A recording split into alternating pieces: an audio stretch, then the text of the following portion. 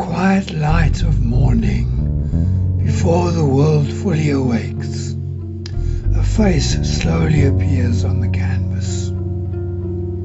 Not a perfect face, not a polite one, a face that knows something. This is how a portrait by Marlene Dumas seems to come into being, not painted, but revealed.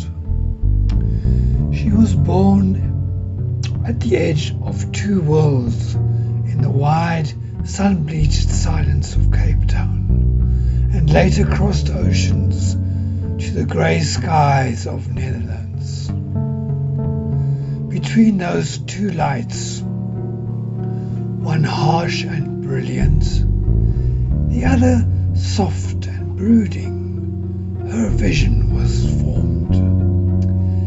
And it is there, in that tension, that her portraits live. Dumas does not paint what a person looks like. She paints what it costs to be a person.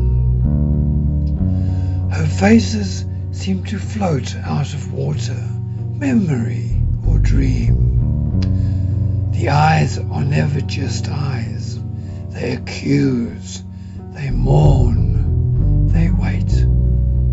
The skin is thin, as if the soul is pressing right up against it, trying to breathe through the pigment.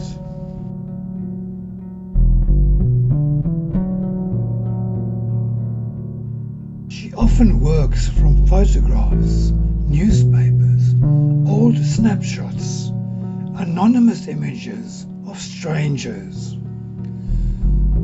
But once they pass through her hands, they are no longer documents. They become human questions. Who are you when no one is watching? What are you when the world labels you, wounds you, desires you? Her brush is tender and ruthless at the same time. A single wash of ink can feel like a bruise. A thin line can feel like a confession. In her portraits, beauty and discomfort are inseparable, just like in life.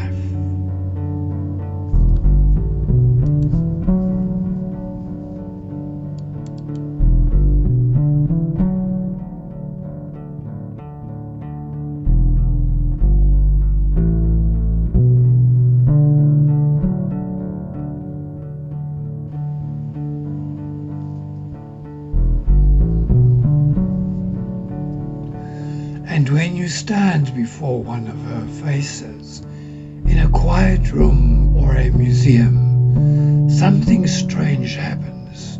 You feel seen, not admired, not judged, simply seen, as if the painting is not looking at you, but through you. This is the quiet power of Marlene Dumas. She does not offer answers. She often mirrors, and in those mirrors we recognize our fragility, our longing, our humanity, staring back at us in water and